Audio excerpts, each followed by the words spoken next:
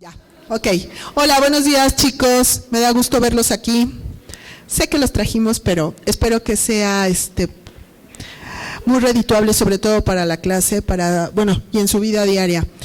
Tenemos como invitada a la doctora Xioli Pérez Campos. Ella estudió en la Facultad de Ingeniería de la UNAM. Se tituló con mención honorífica como ingeniera geofísica. Obtuvo la medalla Gabino Barreda tanto a nivel preparatoria como en licenciatura. Esta medalla se da al mejor promedio de toda una generación. Realizó la maestría en estadística y en geofísica y el doctorado también en geofísica en la Universidad de Stanford, donde también recibió un reconocimiento al mejor trabajo presentado por un estudiante por parte de la Sociedad Sismológica de América. Posteriormente realizó el postdoctorado en el Instituto Tecnológico de California, se le suele llamar Caltech, y actualmente es maestra de la Facultad de Ingeniería de la UNAM. También es investigadora en el Instituto de Geofísica, en el Departamento de Sismología, donde se ha dedicado, dentro de varias cosas, a estudiar las características de la fuente de sismos en México. Del 2008 al 2010 fue representante de México ante la Organización para el Tratado de Prohibición Completa de Ensayos Nucleares de la ONU.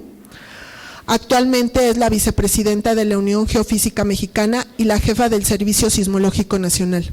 Le agradecemos, doctora, que haya aceptado nuestra invitación, ¿sí? Y es suyo todo el estrado.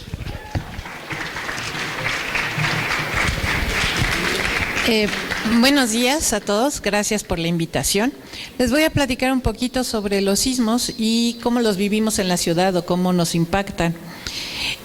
Ustedes recordarán escenas como la de la derecha, que casi no se alcanza a ver por la luz, y ese corresponde a un edificio que se ubicaba sobre Calzada de Tlalpan y que se cayó con el sismo del 19 de septiembre de 2017.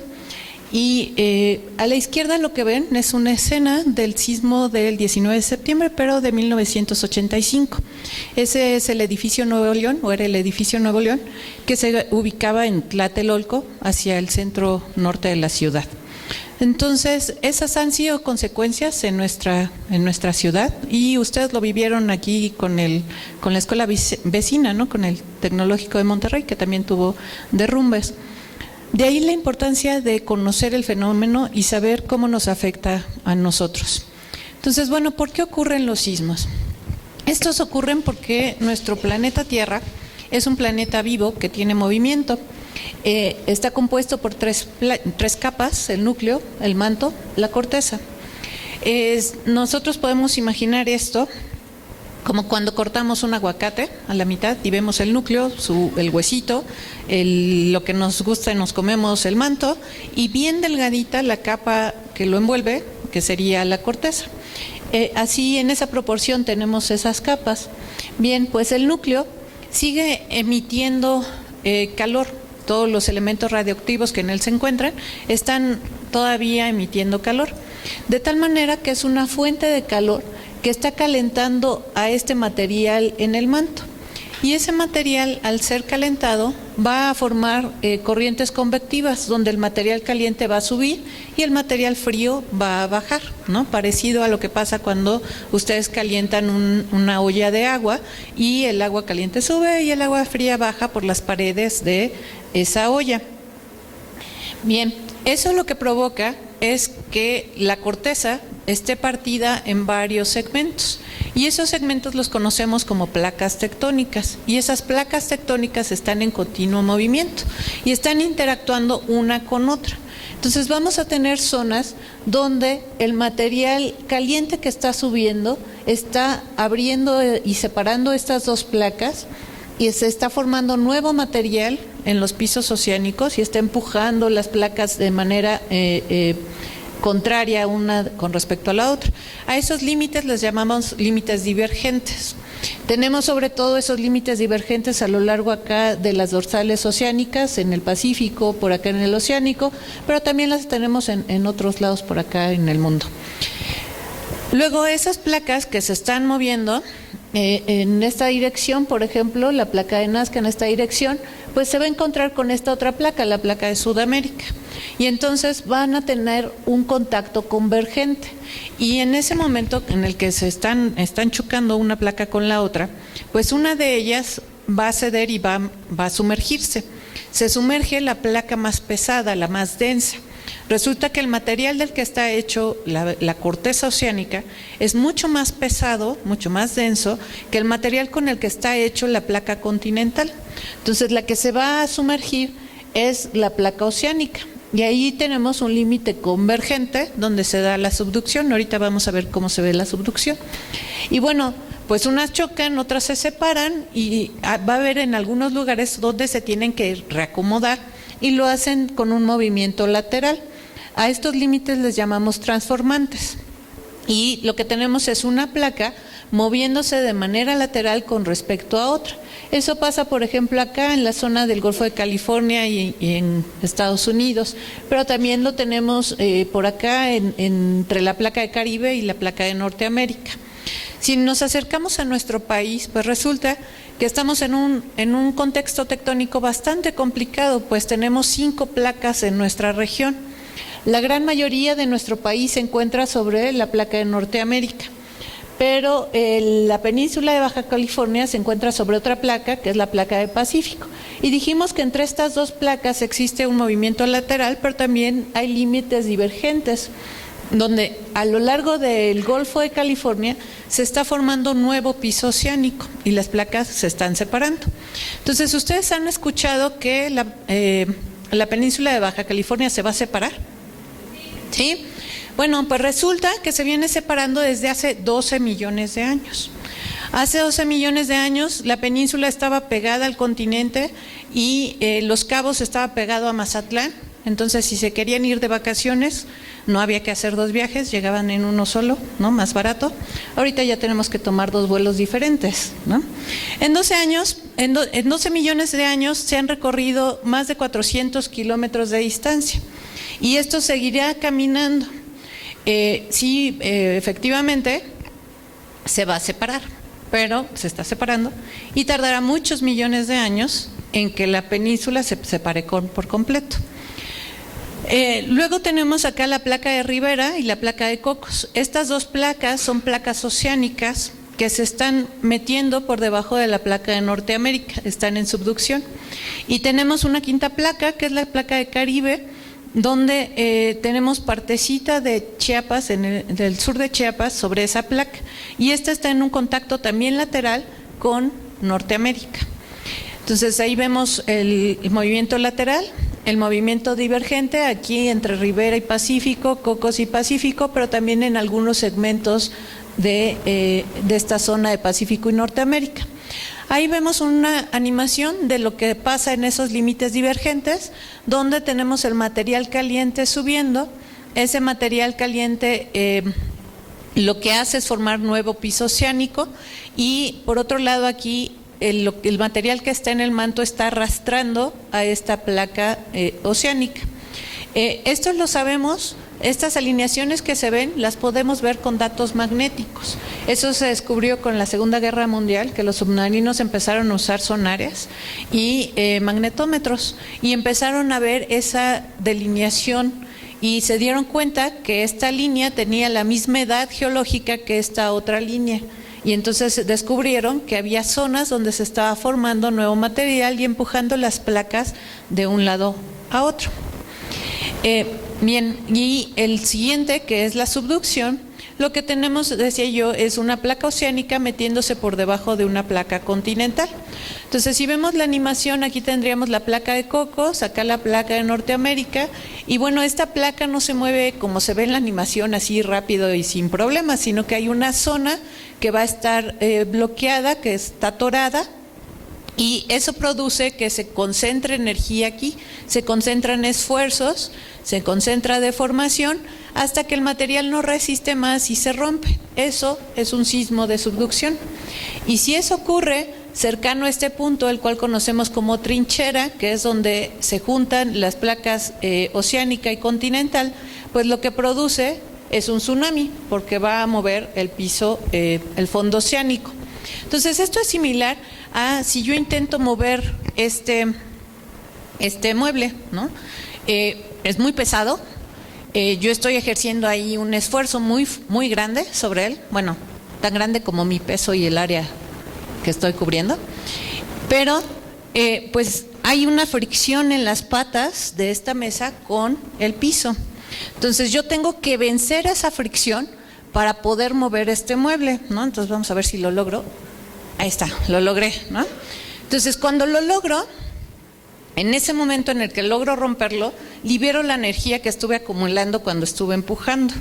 Y esa energía se libera y se propaga por el medio. Entonces, perdón. Eso es lo que pasa durante un sismo. Lo que tengo es el bloque en donde hay esfuerzos que están siendo ejercidos por todo este movimiento de placas y se está acumulando energía. Esa energía es energía potencial porque está allí acumulándose.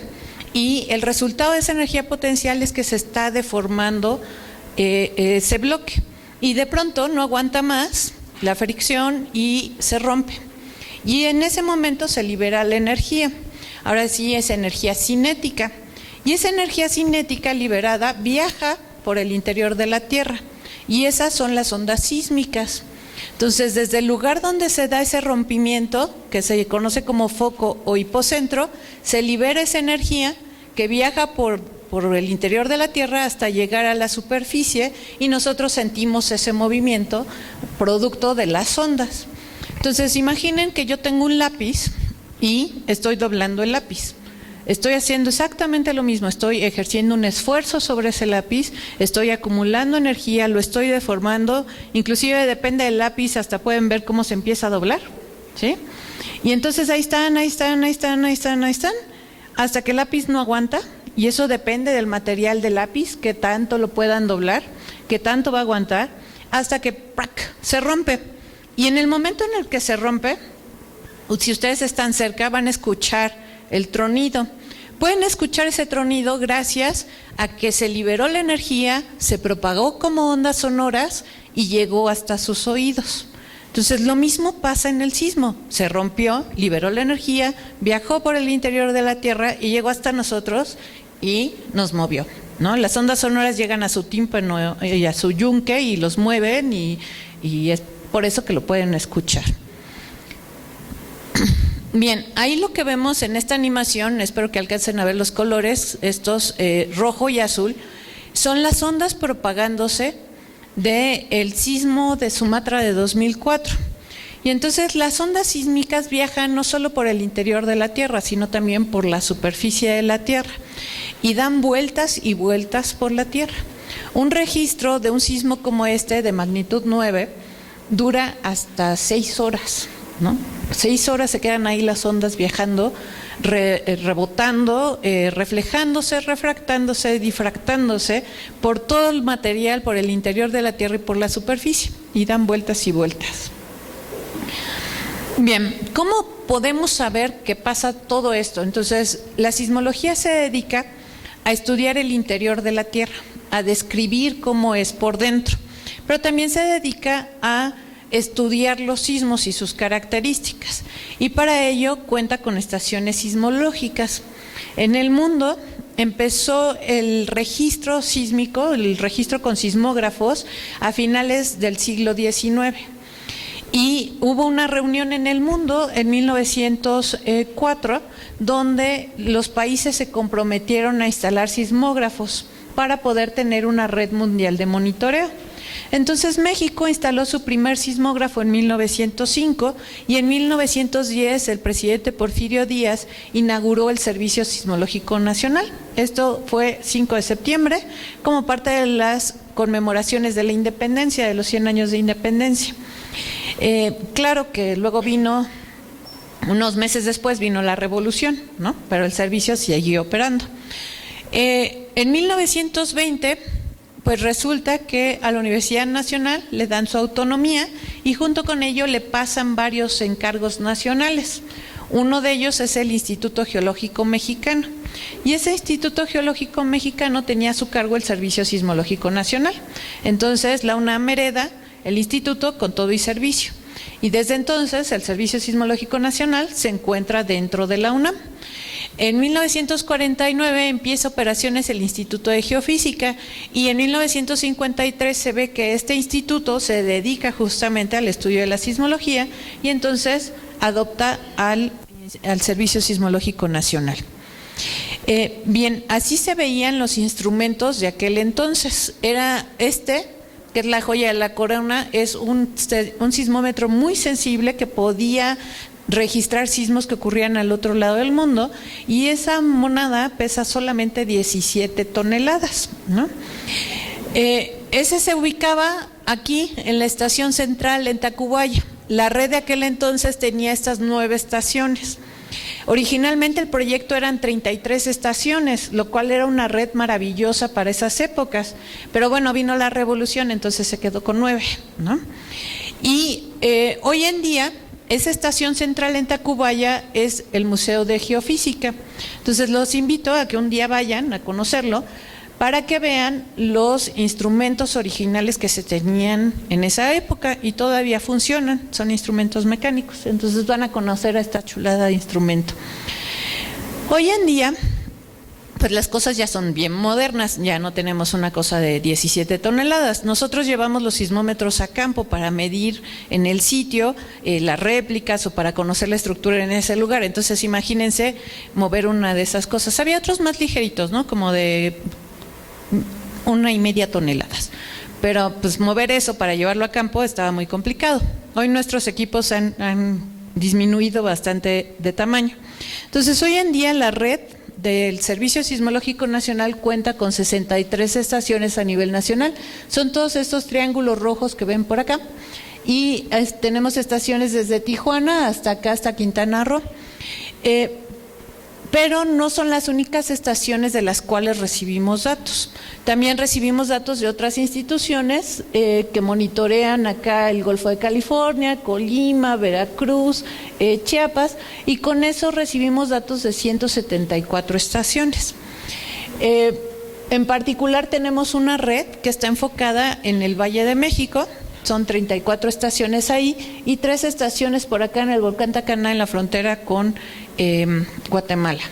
Entonces, ahí están las estaciones registrando de manera continua el movimiento del terreno, el movimiento del suelo. ¿Qué registran? Registran su velocidad, registran su aceleración y registran su desplazamiento. Entonces, podemos caracterizar el movimiento. Esos datos, que son 100 muestras por segundo, son enviados a nuestro centro de monitoreo y son enviados vía satélite, vía internet, vía radio, vía lo que se pueda, ¿no? Ya no usamos señales de humo ni telégrafo, pero vía lo que se pueda. Ya estamos incursionando también con celular, pero pues desafortunadamente todavía no es territorio completo, como dice el comercial. Todavía hay lugares donde no hay cobertura celular y entonces predominantemente usamos satélite. En nuestro centro de monitoreo tenemos un sistema de adquisiciones que reparte los datos. Por un lado se van a una vía de procesamiento automático. Tenemos servidores analizando la información de manera continua y en el momento en el que determinan que esa señal que están recibiendo se trata de un sismo, entonces hacen el cálculo de magnitud y de localización de ese evento. Si ese resultado es un sismo de magnitud mayor de 4 y tiene suficientes lecturas como para considerarlo una solución buena, entonces lo publica de manera automática y se va a nuestra página de internet y a nuestras redes sociales, en Twitter y en Facebook. Y entonces si ustedes nos siguen en Twitter, podrán ver que la publicación sale con la palabra preliminar. Esa palabrita preliminar significa que no hubo intervención humana, que fue una máquina la que hizo todo el procesamiento y automáticamente determinó esa localización y esa magnitud. Entonces, a la par, hay un grupo de analistas, los cuales revisan los datos, quitan, ponen estaciones dependiendo de la calidad del dato, incluyen más estaciones que el sistema automático, porque este es muy rápido, este se espera tener más estaciones, y hace lo mismo, revisa localización y magnitud, y una vez que se tiene, es publicada igual por las mismas vías. La diferencia en la publicación es que se no dice la palabra preliminar. Entonces, si no viene esa leyenda, significa que hubo un analista detrás de ese cálculo y de ese resultado. Entonces, con eso, el Servicio Sismológico Nacional va haciendo su catálogo. Hasta el 22 de octubre que puse esta imagen, había 149,000 eventos en el catálogo, ahorita van más de 170,000.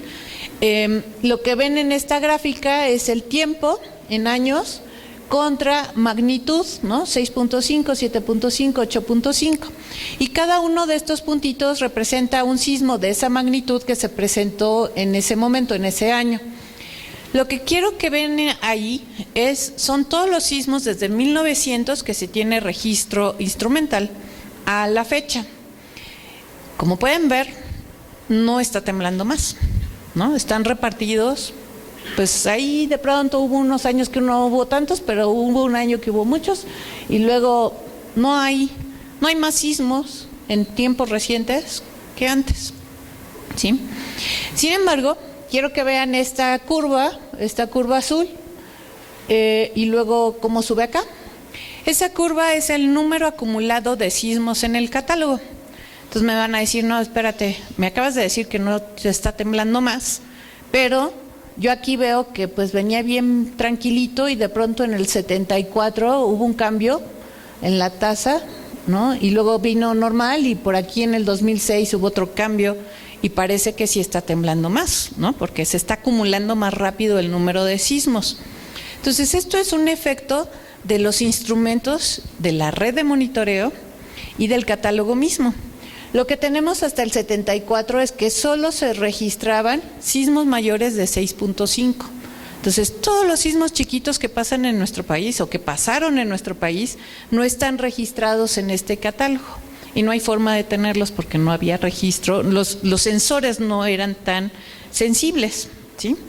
Luego, a partir del 74, empieza a registrarse toda esa sismicidad de pequeña, se empieza a utilizar computadora para su análisis y para el registro y para el catálogo.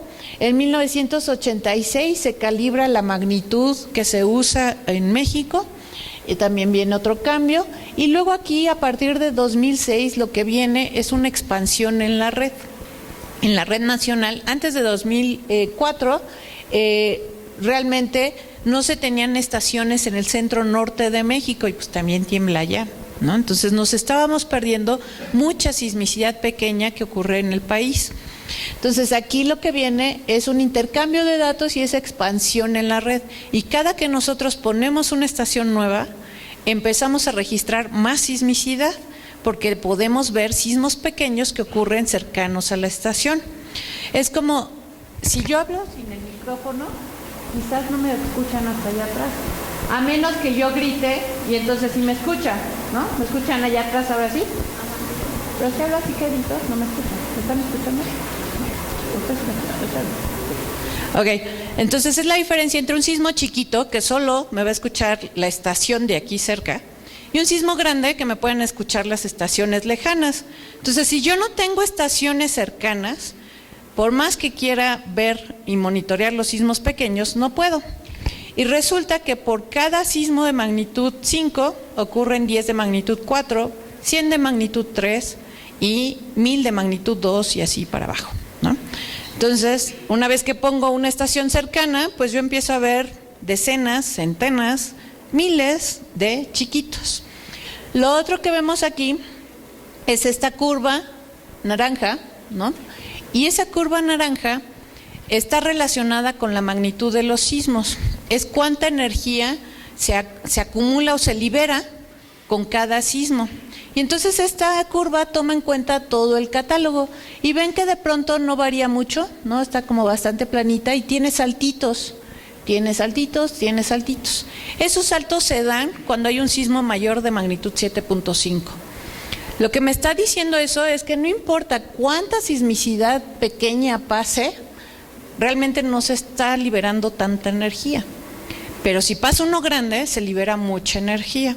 Y eso es porque un sismo de magnitud 5 tiene 32 veces menos energía que uno de magnitud 6, 1000 veces menos energía que uno de 7, 32,000 veces menos energía que uno de 8 y 1,000,000 menos de energía, veces menos de energía que uno de 9. Entonces, si ustedes quieren liberar la energía de uno de magnitud 8, pues necesitan 32 de 7 o 1000 de 6 o 32,000 de 5, y eso no ocurre en la naturaleza, ¿sí? Lo que dijimos que ocurre es que de 1 de 8 hay 10 de 7, hay 100 de 6 y 1000 de 5. Afortunadamente no ocurren los 32,000, si no sería espantoso. Entonces, en conclusión, no podemos liberar la energía de uno grande con los pequeños que ocurren. Gracias. Los colores lo que significan es la profundidad de los eventos. Ahorita vamos a ver en el mapa. Entonces, los rojos significan que son sismos que ocurren a menos de 50 kilómetros de profundidad. Esos se están dando en los contactos entre las placas o en fallas corticales.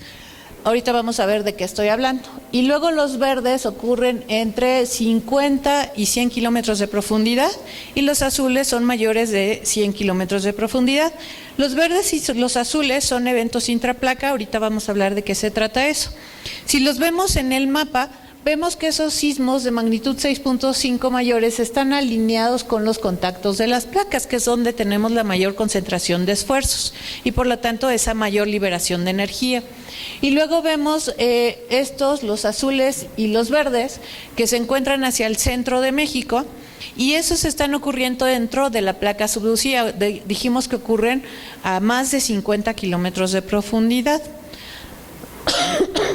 Como pueden ver, pues sí somos un país muy sísmico, no solo por los más de 170,000 que hay en el catálogo, sino que tenemos, en ese catálogo hay 4 sismos de magnitud 8 y más de 300 sismos de magnitud 6, ¿sí?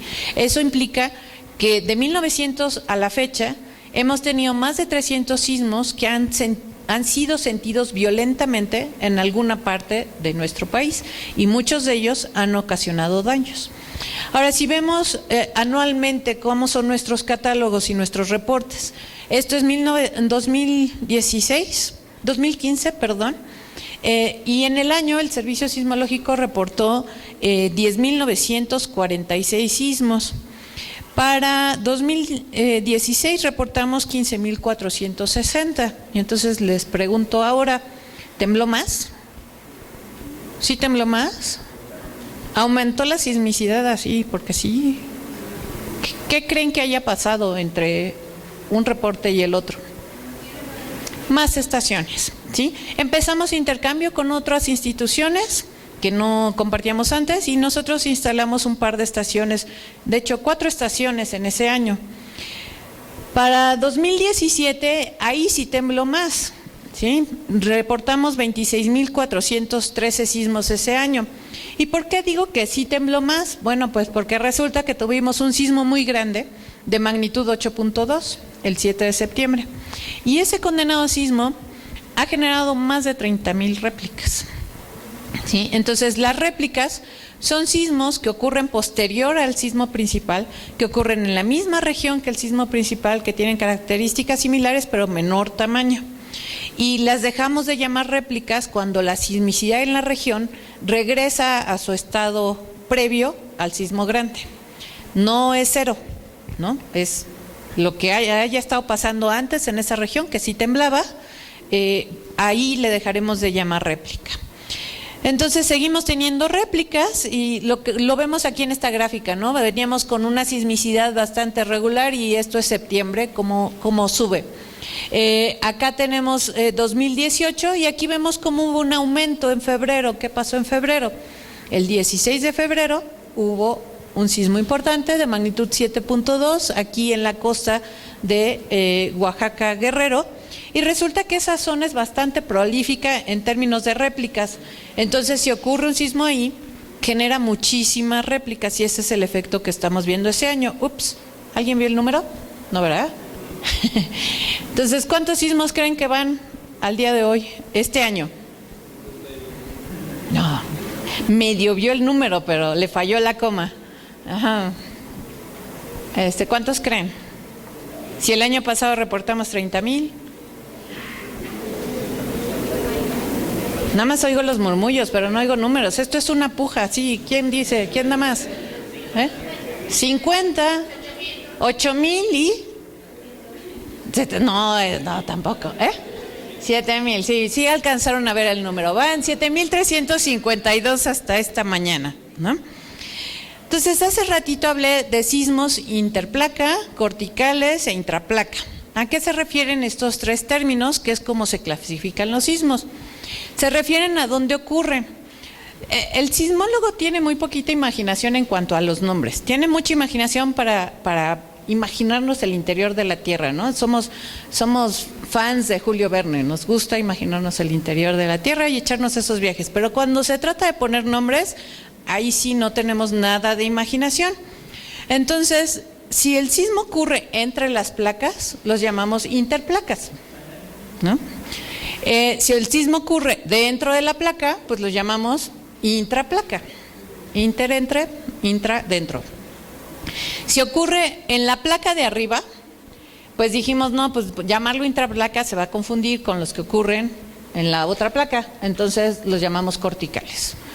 Entonces los clasificamos en interplacas si ocurren entre las placas, y eso puede ser un sismo de subducción o un sismo en una zona de movimiento lateral, ¿no? Donde también tenemos una interacción entre placas y un contacto entre placas. Esos son los sismos interplaca. Si ocurre dentro de la placa subducida, es decir, a más de 50 kilómetros de profundidad, ahí en la placa por ahí abajo, entonces lo llamamos intraplaca. Y si ocurre en la placa superior, en la placa cortical, lo llamamos, en la placa superior, perdón, lo llamamos corticales, ¿sí? Ahora, en nuestro país tenemos historia de grandes sismos, sí, perdón. No. Sí, ocurren con todos los movimientos. Platicamos de la divergente, ahí también ocurren sismos. Platicamos del lateral, ahí también ocurren sismos, nada más que el mecanismo es diferente, ¿no? En uno la ruptura va a tener un mecanismo lateral y en este va a tener un mecanismo que nosotros conocemos como inverso. Entonces les voy a platicar, no vienen las imágenes, pero les voy a platicar a qué se refieren esos mecanismos. Entonces, cuando ocurre un sismo dijimos que hay una ruptura y hay un deslizamiento. En la dirección de ese deslizamiento me dice el mecanismo de falla, así lo llamamos nosotros, ¿no? O el mecanismo de falla es la dirección del movimiento.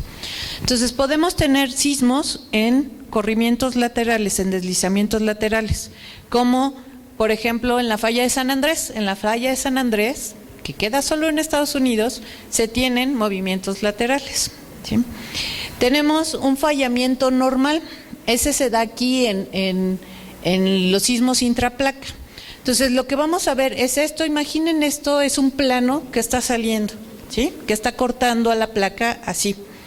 Y ustedes podrían imaginar que aquí arriba hay un bloque y aquí abajo hay otro bloque, como los que vimos en la primera imagen donde se rompía el sismo. Y entonces es normal que lo de arriba caiga, ¿sí? No es normal que lo de abajo suba, ¿no? Es normal que lo de arriba caiga. Entonces si este está arriba, se va a mover hacia acá abajo. Entonces eso es un mecanismo normal. Entonces cuando hablamos de sismos normales, no es que sea normal que tiemble, sí lo es, pero no nos referimos a eso. Nos referimos a que tienen este mecanismo en su deslizamiento, que el bloque de arriba está bajando, ¿sí? Y que este de acá está subiendo. Ahora, puede ocurrir lo contrario. Si ustedes ven estas flechas, esto implica que este bloque, este sería el bloque de arriba y este sería el bloque de abajo y este sería el plano de falla. Si ven estas flechas, pues esto se mueve hacia acá y esto se mueve hacia acá. Entonces aquí el bloque de arriba no está bajando, está subiendo. Eso no es normal, ¿no? Pero no lo llamamos anormal, lo llamamos inverso. Entonces vamos a tener esos tres tipos de movimientos o de mecanismos de falla. El lateral, el normal y el inverso. Y entonces en sismos interplaca podemos tener sismos inversos si se trata de sismos en zonas de subducción, sismos de corrimiento lateral si se trata de límites laterales, y también podemos tener normales en los límites divergentes, ¿sí? Y también en las corticales igual podemos tener todo tipo de mecanismos. Entonces, en nuestro país tenemos historia de grandes sismos. Decía yo que el registro empieza a partir de 1900 en el mundo, y antes de eso no hay registros con instrumentos. Lo que se hacía era pues relatar lo que había pasado. Y esos relatos nos ayudan a calcular las intensidades, es decir, qué tan violento fue el movimiento. Y a partir de esas intensidades se pueden hacer estimaciones de dónde ocurrió el sismo y cuál fue su probable magnitud.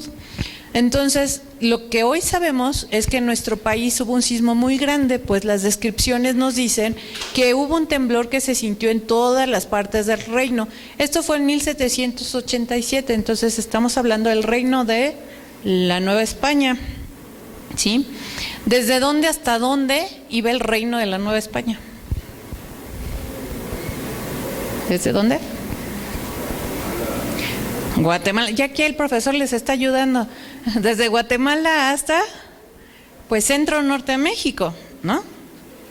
Entonces, imagínense un sismo que se sintió desde Guatemala hasta centro norte de México. Bueno, pues fue un sismo muy grande.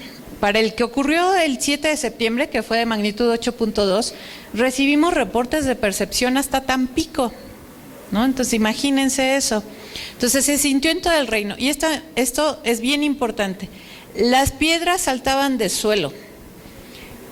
¿Han visto una piedra saltar? ¿No? Los frijoles saltarines sí, pero las piedras no saltan, ¿no? ¿Qué haría saltar a una piedra? Exacto, que el suelo se está moviendo así, pero cuando el suelo se mueve así, las piedras no saltan, siguen pegadas porque ¿qué las detiene en el piso? La gravedad. Entonces, imagínense un movimiento que alcanza aceleraciones iguales que la gravedad, porque es lo que hace que se despegue la piedra del piso, si no, la piedra se mantiene con el piso, ¿sí? Entonces, este sismo provocó aceleraciones tan fuertes que alcanzaron la aceleración equivalente a la gravedad. Para referencia, en el sismo del 19 de septiembre, los valores que se alcanzaron en esta zona fueron de 100 centímetros por segundo al cuadrado. Eso fue lo que sintieron aquí, si lo vivieron por acá. ¿La gravedad son cuánto? 981 centímetros por segundo al cuadrado. ¿Sí? Entonces es 9 veces lo que sintieron acá. Para el sismo del 7 de septiembre, pues imaginen que estaban ustedes en las costas cercanas a donde fue el epicentro. Ahí se sintió no se tiene el número exacto porque falló el instrumento, pero sabemos que fue más de 600 centímetros por segundo al cuadrado. Entonces, lo que sintieron nuestros compatriotas en Oaxaca para el sismo del 7 fue 6 veces más de lo que se sintió aquí el del 19. Entonces, con esto, más este otro pedazo de información que dice que en Acapulco, con motivo de este terremoto, se vio correr el mar en retirada y luego crecer y rebosar el muelle. ¿Qué fue eso? Un tsunami, y fue un tsunami tremendo, ¿sí? Y entonces con esa información se empieza a mapear cómo se sintió y resulta que se estima que ese sismo tuvo una longitud de falla de 450 kilómetros, o sea, llegan de aquí a Acapulco y se siguen derecho, ¿no? De 450 kilómetros de largo, y que dado eso, la magnitud que pudo haber alcanzado ese sismo fue entre 8.4 y 8.6. Para que comparen, el sismo del 7 de septiembre, la longitud de su falla fue de 200 kilómetros y el ancho de la falla, es decir, ¿cuánto fue lo que se rompió? Fue de 80 kilómetros, entonces fue una falla de 200 por 80. Y comparen eso con el sismo del 19 de septiembre. El sismo del 19 de septiembre tuvo una falla de apenas 60 kilómetros por 30 kilómetros. ¿Sí? Entonces, vean la comparación en los tamaños de una unidad de magnitud a otra. Es tremenda. Bien, esta es la historia que ustedes deben conocer. ¿Cuáles han sido los sismos más importantes para el centro-sur de México que han afectado a nuestro país? Lo que ven aquí en estas pelotitas, en esas áreas de colores, corresponden a los sismos de magnitud mayor de 7, interplaca, sismos de subducción. Lo que pueden ver en el tamaño es proporcional a la magnitud, o la magnitud es proporcional al tamaño. Pueden ver aquí el sismo de 1985, que es uno de los más grandes, con una magnitud de 8.1, pero no es el más grande, ¿sí? ¿Cuál es el más grande? El amarillo, de 1932. Ese ocurrió el 3 de junio de 1932 y tuvo una magnitud de 8.2. Luego ven estas otras, las estrellitas rojas, y esos corresponden a sismos intraplaca. Ya quedamos que esos sismos están ocurriendo a gran profundidad dentro de la placa de Cocos. Y pueden ver que en esta zona donde ocurre el sismo del 19 de septiembre, pues han ocurrido otros con las mismas características, magnitudes entre 7, 7.1, que han ocurrido dentro de la placa de Cocos, pero que afortunadamente han estado un poquito más lejos de la Ciudad de México, sin embargo han afectado fuertemente a Puebla. Y luego pueden ver acá que no está pintado como una estrellita porque su área de ruptura es tan grande que decidimos ponerla como una línea, ¿no? La falla va desde este punto hasta este punto, estos son 200 kilómetros de largo. Y ese es el sismo del 7 de septiembre, del casi medianoche, que tuvo magnitud 8.2. Y acá lo que ven en estas estrellas azules corresponde a sismos corticales. Ya quedamos que esos sismos están ocurriendo en la placa superior, en donde estamos ahorita parados. Y resulta que tenemos este de 1959 que ocurrió en Jaltipan, Veracruz.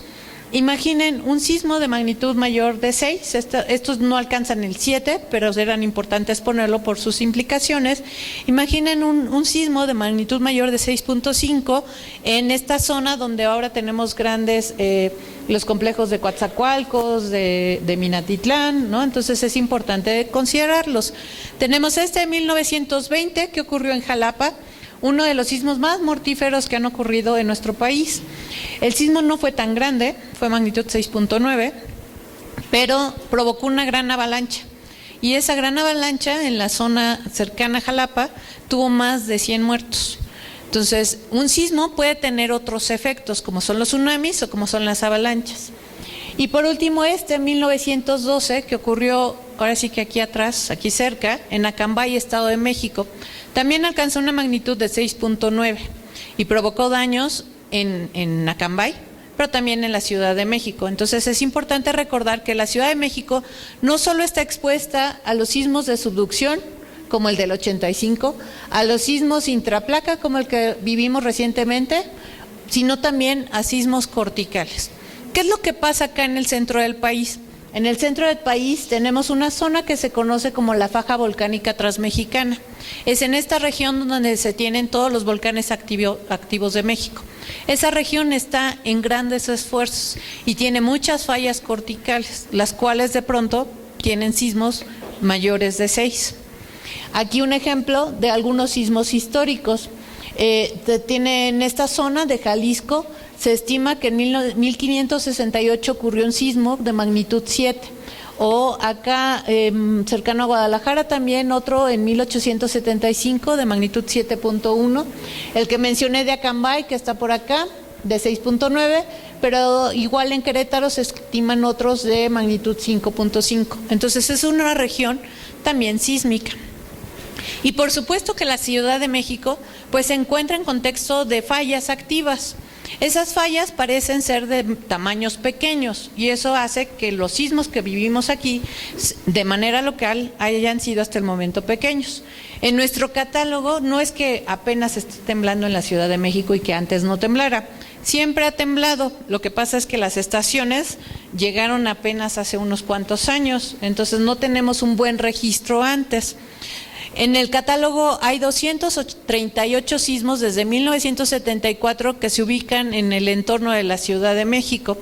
El más grande del cual se tiene registro es una magnitud de 4 y ocurrió por acá, en el sur, hacia Milpalta, en Tecomitl, ¿no? Y fue en 2003. Ahora, Esos son los sismos que nos afectan y también tenemos sismos locales. Y veamos un poquito cómo nos han afectado dos de los grandes sismos que hemos tenido últimamente. Uno es el de 1985 y otro 2017, que por azares del destino cayó en el mismo día calendario. Entonces no es tan poco probable que ocurra. De hecho, si revisan ustedes el catálogo del Servicio Sismológico Nacional, a nivel país hay al menos 7 pares de sismos que han ocurrido en un día común, ¿sí? Entonces, esto puede ocurrir por pura casualidad. Entonces, son dos sismos bien diferentes. Sismo de 85, magnitud 8.1, sismo de 2017, magnitud 7.1. El de 85, 32 veces más grande que el de 2017. La diferencia en distancias: el sismo del 85 se encontró aproximadamente a 400 kilómetros de distancia, mientras que el de 2017 fueron escasos 100 kilómetros de distancia. En términos de fuente, de origen, también muy diferentes. El del 85 fue un sismo interplaca de subducción, mecanismo inverso. El de 2017 fue intraplaca dentro de la placa subducida de mecanismo normal. Lo que vemos aquí son mapas de intensidades, entonces distingan muy bien magnitud, tamaño, intensidad, violencia del movimiento del suelo. Esos mapas de intensidades me están diciendo que cerca del epicentro, las intensidades son más altas que a la distancia. Conforme me voy alejando del epicentro, las intensidades van disminuyendo. Eso es así para todos los sismos. La intensidad que yo voy a sentir depende del tamaño del sismo y de la distancia a la que me encuentre de donde ocurrió el sismo.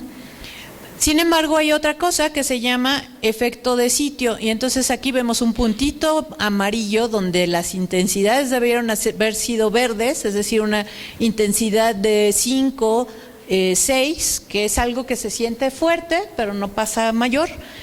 Resulta que en la Ciudad de México se tuvo una intensidad de 9 para el sismo del 85.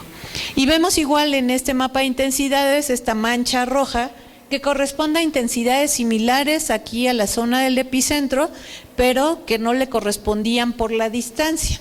A eso le llamamos un efecto local o un efecto de sitio. Y en la Ciudad de México tenemos esos efectos de sitio. Y no toda la ciudad se comporta de igual manera. Lo que vemos aquí es lo que se mide en términos de aceleraciones para la ciudad. En la parte de arriba tienen 2017, en la parte de abajo tienen el 85. Cada uno de estos paneles de la izquierda y la derecha corresponden a diferentes formas de vibrar del suelo. Resulta que el suelo se va a mover con cierta característica. Entonces, el panel de la izquierda corresponde al modo de vibrar de un segundo, es decir, va y viene el suelo cada segundo, y este corresponde a 2 segundos. Entonces, lo que vemos es que las intensidades fueron más fuertes, las aceleraciones que se vivieron fueron más fuertes para 2 segundos, para el sismo del 85, y fueron más fuertes para 1 segundo para el sismo del 2017. Y esto en parte explica ¿cuál fue la distribución de daños que se tuvo para cada uno de los sismos? En el 85 los daños se concentraron acá en la zona centro, la Roma y por allá, con algunos por aquí y algunos por aquí. Y en este de 2017 se concentran a lo largo de esta línea que corresponde con ese periodo de vibrar del suelo. Entonces, a lo que se dedica el ingeniero sísmico y los ingenieros estructurales es justamente estudiar ese comportamiento del suelo de la Ciudad de México para poder construir de manera segura. Aquí vemos esa comparación de manera general. Sí, perdón. ¿Que los daños se produjeron en el primer segundo No. o de la duración? No, tampoco. O sea, es el modo fundamental de moverse del suelo. Es de 1 segundo o de 2 segundos de periodo, ¿no? Entonces, este suelo, a lo largo de esta línea, tiene un periodo fundamental de moverse de 1 segundo. Si yo tengo un edificio que tiene un periodo fundamental de moverse de 1 segundo, ese se va a acoplar con el movimiento del suelo, va a entrar resonancia y es más probable que sufra daños. Eso es lo que significa. Esto lo que me representa es la aceleración máxima que se vivió. Exactamente, es el mismo efecto. Yo voy a lograr romper una copa si logro transmitir la misma frecuencia que con la que vibra el vidrio del cristal con el que está hecha la copa. Entonces, si yo hago vibrar el suelo con la misma frecuencia del edificio, lo voy a tumbar, ¿no? Hay un caso de un puente en el que hacen vibrar el puente porque van marchando sobre el puente y hacen vibrar el puente con la misma frecuencia que el puente se mueve, va para abajo el puente. Entonces aquí lo que vemos son las aceleraciones máximas y vemos cómo se alcanzan 120 gales, que son centímetros por segundo al cuadrado, en algunas zonas que no son las mismas zonas que para el 85, que para el 2017, ¿no? De ahí que este sismo del 2017 se haya vivido diferente en que el del 85. Se vivió igual de horrible, pero diferente, ¿no? Entonces, depende dónde lo hayan vivido. Ustedes no tienen la comparativa del 85, obviamente, pero algunos de sus profesores, y yo sí, pues se vivió diferente. Aquí está la distribución de edificios caídos, que es lo que les mencionaba. Este se concentra en los 2 segundos y este se concentra en esta banda de 1.5 segundos, más o menos. Entonces, ¿por qué pasa eso? La resonancia no es el único efecto y la distancia y el de los sismos y el tamaño de los sismos no es el único efecto que se da en la Ciudad de México. En la Ciudad de México, como estamos en lo que eran los lagos, pues resulta que tenemos depósitos que no tienen los mismos espesores, está diferenciado. Entonces eso va a provocar que cuando las ondas lleguen a esta zona se amplifiquen. Aquí vemos 2 registros de aceleración. El de abajo está registrado en Ciudad Universitaria, es un buen lugar para pasar los sismos. Y este otro está registrado en la Secretaría de Comunicaciones y Transportes, ahí por Eje 5 y Eje Central, ¿sí? El edificio de ese lugar se dañó muchísimo en el 85 y otra vez quedó dañado tras este sismo. Y vean la diferencia, hay una amplificación casi de 20 veces. Entonces, si no existieran esos sedimentos del lago, lo que nosotros sentiríamos sería lo mismo que se siente en Ciudad Universitaria, que pues estuvo feo, pero fue de 50 centímetros por segundo al cuadrado contra 120 de acá, ¿no? Entonces, pues, sentir la mitad estaría padre. Pero tenemos los sedimentos del lago. Hay otro problema, lo que ven aquí es un efecto de duración. ¿Por qué nosotros no reportamos duración? Porque la duración, de igual manera que la intensidad, depende del tamaño, de la distancia y de los efectos de sitio y de muchos otros efectos más. Entonces, lo que ven aquí en las señales de abajo son señales cercanas, bueno, no tan cercanas, 200 kilómetros al epicentro del sismo del 85. Y aquí ya entraron a Ciudad de México. Esto es en Ciudad Universitaria, Tacubaya. Ven que va disminuyendo en amplitud la señal, pero de pronto entran aquí, que es zona del lago, ¿no? La Secretaría de Comunicaciones y Transportes, Tláhuac, Texcoco, y ven un efecto también de que esa reverberación dura mucho tiempo. Entonces, ¿qué es lo que provocan esas largas duraciones? Pues es provocada por varios mecanismos. Uno es un efecto regional.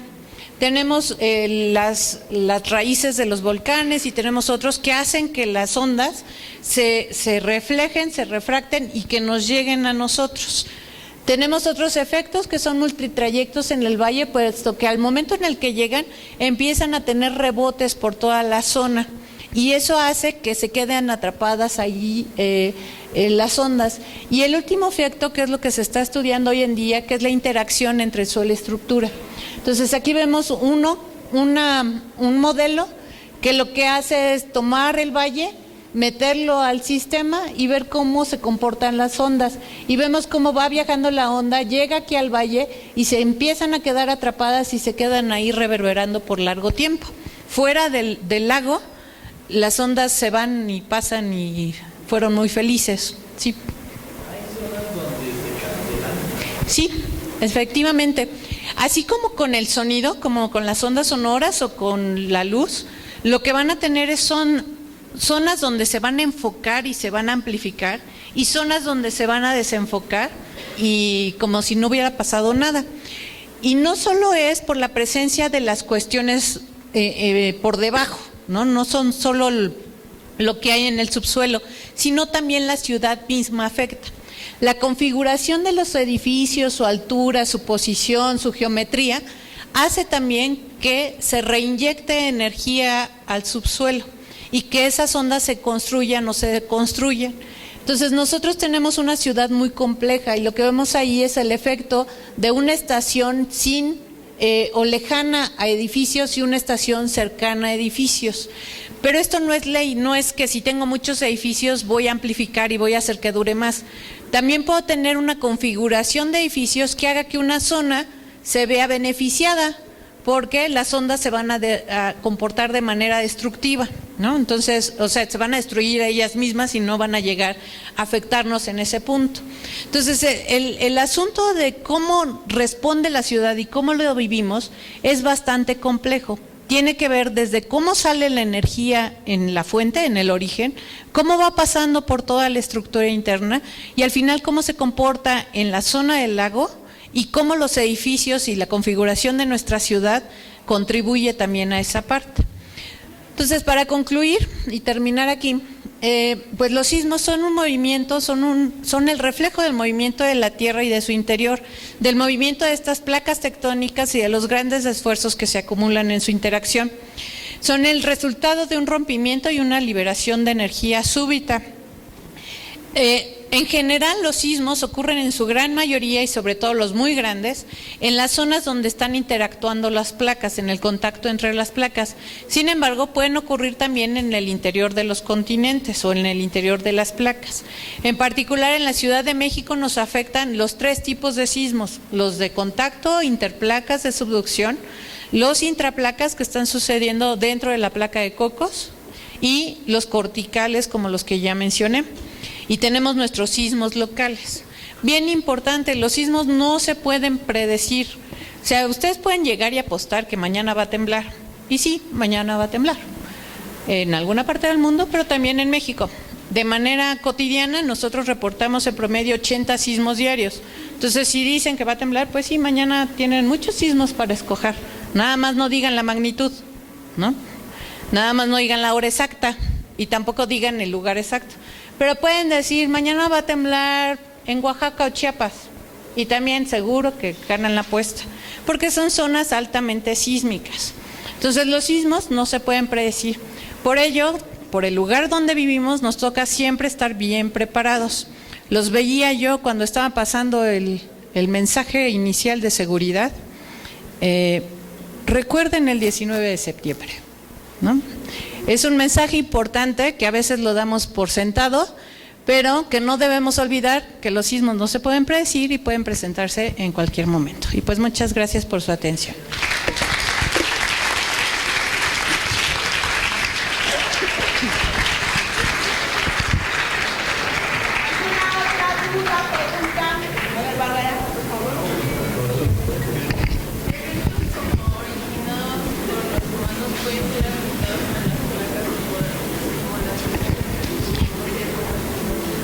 Ok, entonces, ¿los humanos podemos producir temblores? Sí.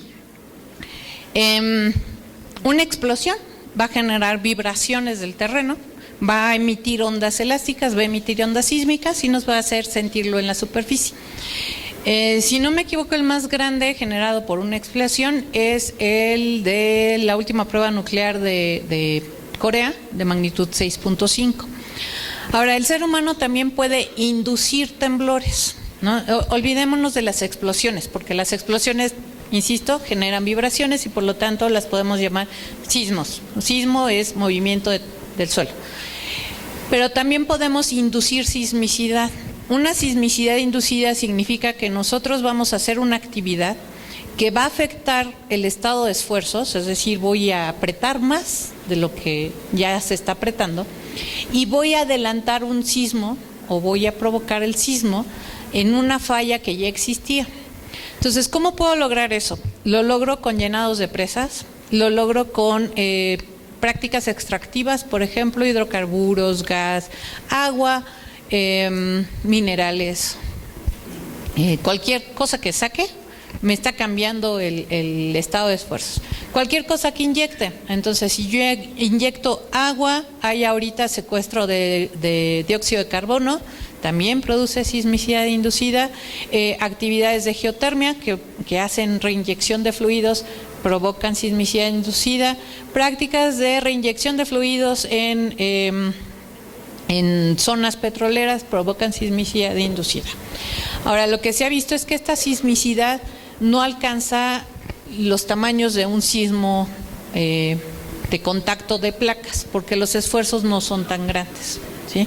Y los tamaños de las fallas que se tienen son más pequeños.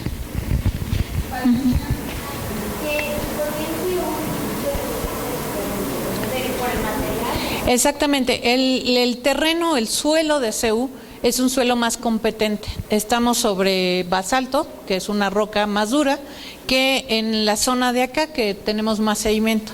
Entonces, la roca que se tiene, el subsuelo que se tiene en Ciudad Universitaria, no amplifica tanto las ondas. Las amplifica un poquito, pero no tanto como las amplifica en la zona del lago o en la zona de transición. Si no me equivoco, deben estar como en un segundo 1.5, que se conoce como zona de transición, y zona del lago, están ahí en el límite.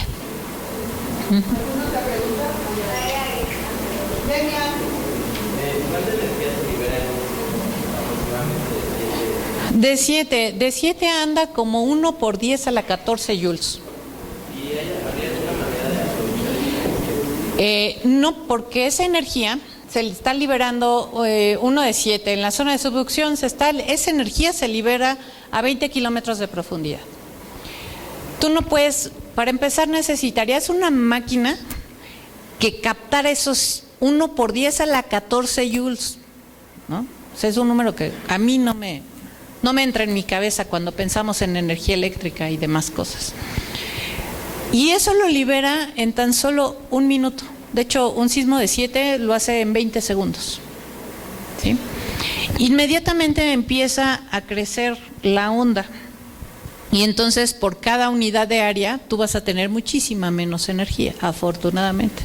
Entonces, cuando llega a la superficie, pues cuando tú lo podrías agarrar, pues, ¿cuánto tiempo dura? Ya se vuelve en una energía mecánica, ¿no? Es una energía mecánica, es una onda elástica, es energía cinética, que pasa y te mueve el terreno 20 segundos, 10 segundos, 1 minuto, 4 minutos los sismos muy grandes en una zona como con mucho sedimento, ¿sí? En 4 minutos nada más te sangoloteó y paró. ¿Cómo captas eso y de qué te sirve? Ya no es la misma cantidad de energía. Entonces, no, la energía liberada por un sismo no se puede aprovechar para fines humanos, ¿sí? de energía consumible. No es como las olas del mar que están duro y dale y dale.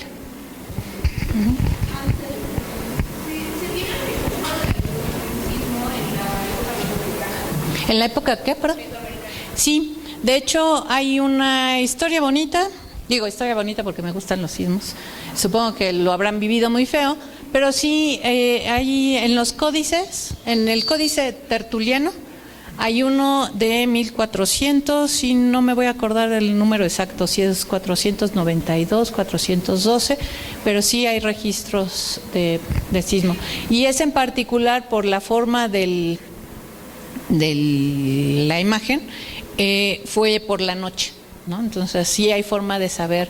Y hay quienes han empezado a revisar los códices y su significado, tratando de correlacionarlos con la intensidad que pudo haber tenido ese sismo. Hay un libro muy bonito, es muy grande, de García Costa y Suárez Reynoso, y ellos hacen todo el compendio histórico de todos los sismos previos a la instrumentación, y ahí puedes encontrar esos sismos de la época. Sí, las ondas se comportan como las ondas sonoras, como las ondas de luz, tienen reflexiones, refracciones, difracciones. Y tienen el fenómeno de scattering, que en cada punto en el que llegan se reflejan y se refractan. Depende en qué, o sea, depende de la superficie que las hizo rebotar, ¿no? Depende de las condiciones. Si yo tengo un cambio de material, depende de ese cambio de material, es lo que, de las condiciones elásticas de un material de un lado y de otro, lo que va a hacer que esas ondas se amplifiquen, se deamplifiquen, o qué es lo que les va a pasar. Entonces, lo que pasa en el Valle de México es que vienen de un medio muy competente y llegan a otro medio que es muy suave. Y eso lo que hace es que las amplifica. Y de igual manera, o sea, no es lo mismo vivir un sismo en el subterráneo que vivirlo en la superficie. Porque en la superficie estamos pasando de un medio muy competente a un medio libre de esfuerzos. Eso hace que la amplitud de la onda se duplique, ¿no? Simplemente por llegar a la superficie. Entonces, tú quieres vivir un sismo allá abajo, ¿no? Se siente menos feo.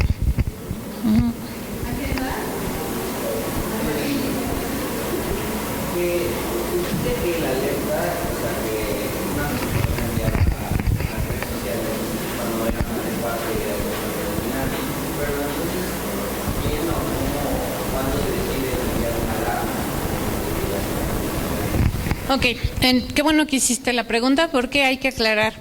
El Servicio Sismológico Nacional no opera la alerta sísmica, ¿no? Entonces, lo que nosotros hacemos es, dado el hecho, calculamos la localización y la magnitud. Y estos dos parámetros son bien importantes porque generan esos mapas de intensidades, entonces podemos saber dónde se pudo tener el mayor daño. El sistema de alerta sísmica mexicano es operado por el Centro de Instrumentación y Registro Sísmico. ¿Cuál es su principio y su operación? Ellos tienen distribuidos a lo largo de la costa desde Jalisco hasta Oaxaca estaciones acelerográficas. En el momento en el que ocurre un sismo, las ondas se propagan, llegan a superficie, los dos sensores lo captan y dicen esto está rudo y mandan el alertamiento. Lo mandan vía ondas de radio, las cuales viajan muchísimo más rápido que una onda sísmica. Entonces, ¿cuánto tiempo, y eso es bien importante, cuánto tiempo tenemos de alerta en la Ciudad de México si escuchamos el ruido de la alerta sísmica?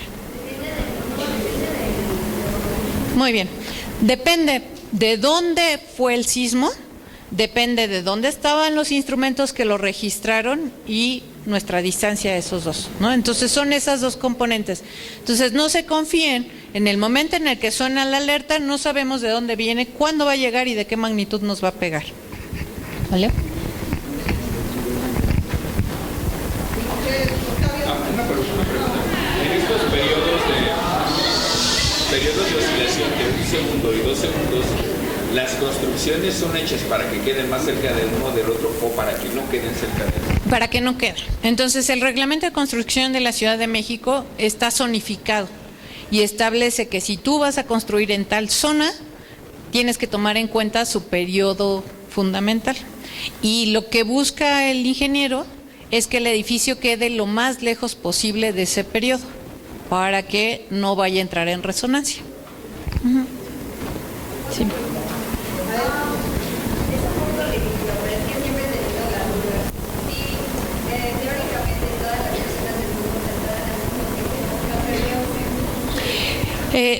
De hecho, es una pregunta, me parece bastante interesante, porque imaginemos, ¿no?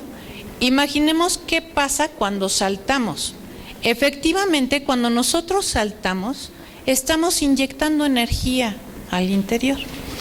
Entonces, ¿alguno de ustedes ha ido a un partido de los Pumas? Yo sí he ido, pero ¿saben por qué fui? Para medir justamente la vibración, ¿no? Entonces, ¿qué pasa en un partido de los Pumas? Empieza el partido y empieza la Rebel, traen unos tamborzotes, o sea, me fui a ver el fenómeno, y empiezan con los tamborzotes y empiezan a cantar, ¿no? ¿Cómo no te voy a querer? ¿Sí? Y es impresionante porque todo el estadio se sincroniza. Y entonces uno puede ver la señal. Puede ver la señal en cómo empieza a crecer eso, y es porque la gente no está sincronizada al principio. Empieza a sincronizarse el movimiento del público y luego ya cada quien empieza a cotorrear y empieza a bajar y pierde momento y se pierde. En el sentido estricto eso es un sismo, porque hay una vibración del suelo y la podemos registrar a 2 kilómetros de distancia, ¿sí? Eso es un partido Boca Juniors Pumas que podemos registrarlo. Y lo que vimos es que partidos aburridos, ¿no?, donde no son muy populares, no se generan tantas señales, pero si tenemos un clásico, se generan muchas señales y con gran intensidad. Y entonces escucharon en el Mundial, ¿no?, que también se dijo que la celebración porque le ganamos a Alemania había generado un sismo. Pues nos dimos a la tarea de buscarlo, aunque no lo crean, también me divierto buscando señales. Y con un estudiante y publicamos un artículo en la revista Cómo Ves de marzo, si quieren leerlo. Y lo que hicimos fue buscar esas señales que son vibraciones generadas por el movimiento de las personas. Y lo que vimos es que la concentración en el Zócalo, pues sí era mucha, pero no era tanta como en el estadio, para empezar. Para seguir, pues no lograron sincronizarse bien, ¿no?, porque no tenían a alguien que los estuviera dirigiendo como la Rebel con sus tambores. Y tercero, el suelo es bien diferente en el Zócalo que en Ciudad Universitaria. Entonces, en Ciudad Universitaria es muy competente, las ondas se transmiten fácilmente, no se amplifican, pero se transmiten muy fácil. Mientras que el suelo del Zócalo es muy suave, entonces se amplifica las ondas, pero no la transmite fácilmente. Entonces, en una estación a 3 kilómetros ya no pudimos ver la señal. Solo las vimos en los instrumentos que pusimos ahí en el Zócalo. Entonces, si imaginamos a toda la gente saltando, lo tienen que hacer exactamente en sincronía y sí podríamos registrar esa vibración, ¿no? Ahora, esa vibración no tiene el mismo comportamiento que un sismo. Un sismo tiene una onda P y una onda S y es producto de una ruptura y un deslizamiento. Que nosotros estemos saltando, solo provocamos ondas P y va a ser bien diferente la característica de la señal. No, al contrario. No, les cuento que cuando llegamos, aquí el compañero me dijo, oye, estos sí se ven bien preguntones, y tenía toda la razón, ¿eh? Muchas gracias por todas sus preguntas.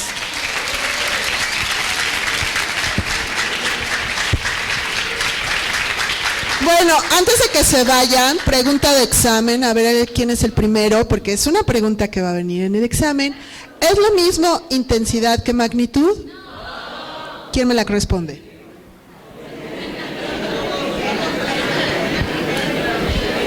Si no, se las dejo de tarea, ¿eh? A ver quién es el primero que llega y me lo dice. Bueno, le agradecemos mucho, doctora Xioli. Gracias por venir aquí al colegio. Chicos, a sus clases, nos vemos. Bueno, gracias por haber estado.